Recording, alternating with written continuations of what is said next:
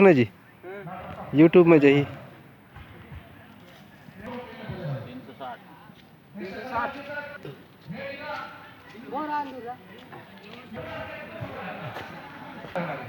भाई हमारा ऑलरेडी बना हुआ है, चाहे केंद्र सरकार हो चाहे राज्य सरकार हो, कोई भी सरकार बने, लेकिन आदिवासी साथ कभी न्याय नहीं करता, लेकिन हुआ नहीं।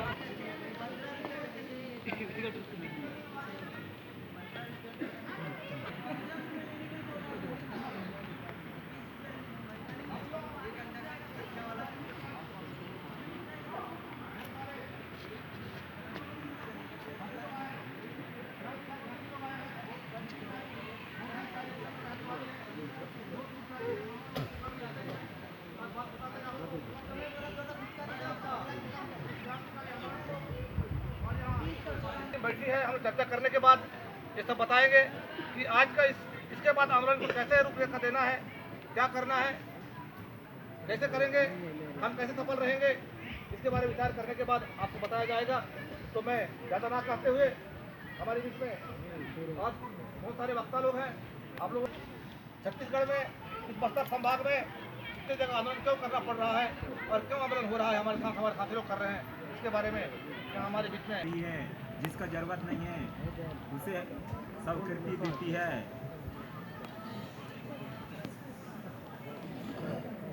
ऐसे हम 7 तारीख से लगातार आंदोलन में बैठे हैं, लेकिन आज तक कोई प्रशासन या शासन हमें यहाँ देखने भी नहीं आई है।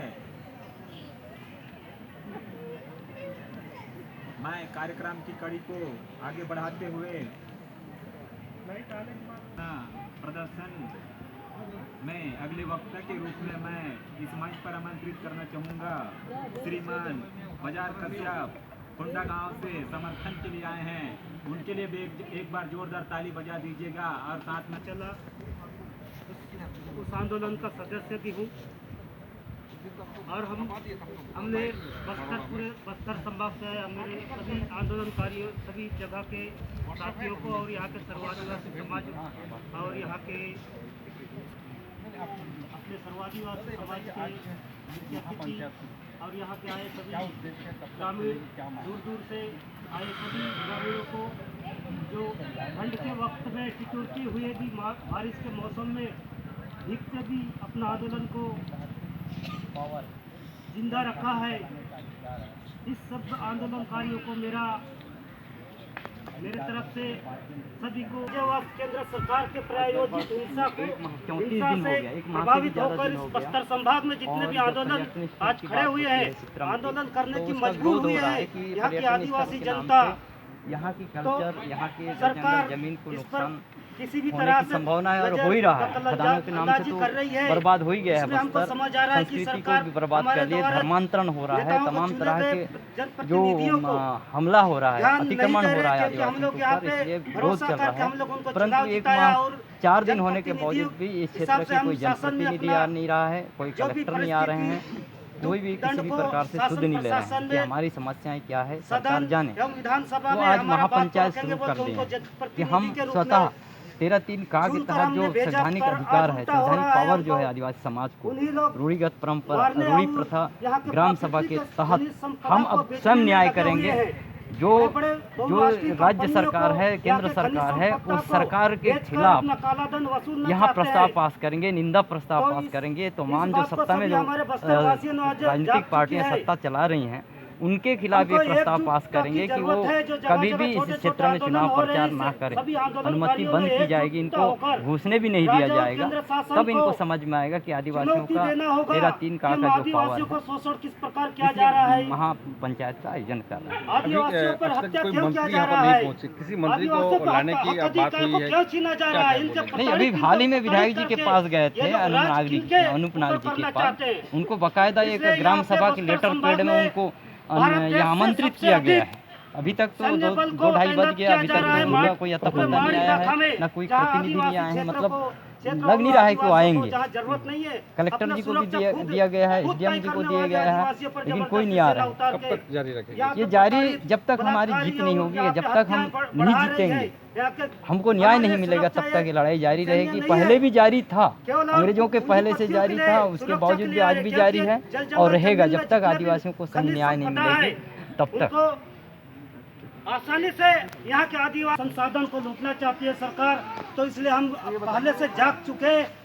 पहले जैसा भी हुआ, लेकिन अब हर बच्चा को पढ़ाना, स्कूल शिक्षित कराना, 5वीं अनुसूची 6वीं अनुसूची करना पड़ेगा। पर्यटन केंद्र यहाँ के विधायक से अभी जब पुलिया बोलेगा उसमें तो बीएसएफ का इसलिए मर रहे हैं ये लोग, कोई कानून कायदे को नहीं जानते। और जब तक कानून हमारी कायदा को उनको पढ़ना। आप लोगों का बात को सुना गया कि आप लोग की बात को आगे सरकार तक पहुंचाए कि अपने जनप्रतिनिधि लोग, विधायक लोग, लेकिन हमारे विधायक लोग नहीं सुने। इसलिए हमको खुद से डट कर लड़ना होगा, तभी हम आगे जीत पाएंगे। नहीं तो हमारा वंश खत्म हो गएगा, मूलवास खत्म होगा, आने वाले पीढ़ी को हम देख नहीं पाएंगे।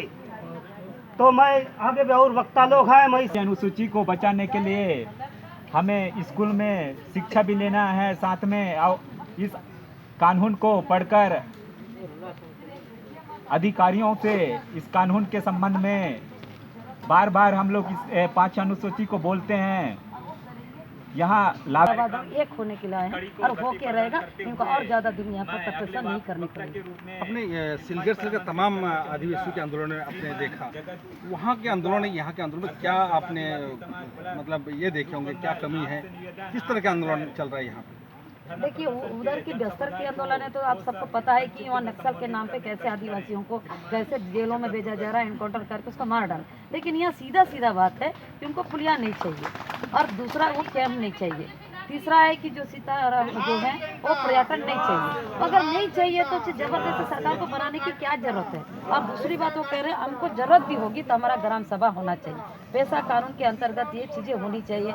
जब यहाँ 5वीं अनुसूची का लागू हो चुका है तो सरकार उसकी पालन करे और यहाँ के मूल वासियों से पूछे और उनके हिसाब से यहाँ करे तो ज़्यादा अच्छा है। ये तो 3 ही तो मांग कर रहे हैं, 3 मांग के लिए अगर सरकार को बात करने में क्या दिक्कत है। अगर सरकार आके इनके साथ बात की होती तो आज 35 दिन यहाँ नहीं बैठे होते। क्या सरकार को इतना भी वो नहीं है, इतना दया नहीं है? पर सरकार किसके लिए है? इन आदिवासियों के लिए नहीं है क्या?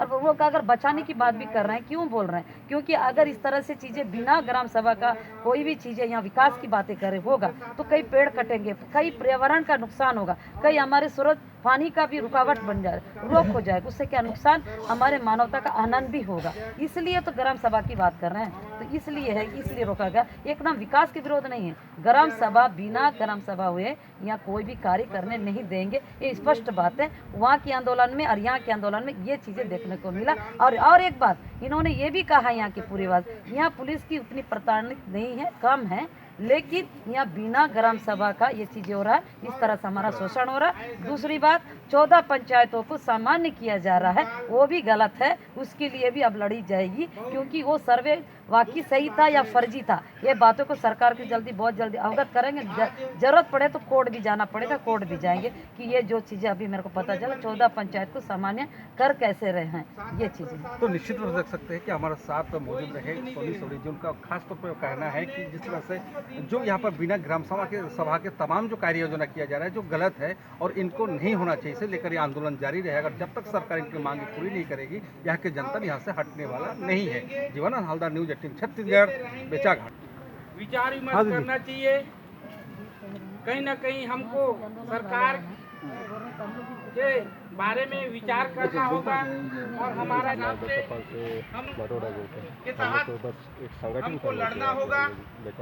और हमारे साथ सारे मीडिया के लोग भी कितना डरने वाला आकर था। हमारा हम लोग को यहाँ मालूम की नहीं था कि यहाँ से डरने बैठे बोलते हम लोग को समस्या को हमारे साथ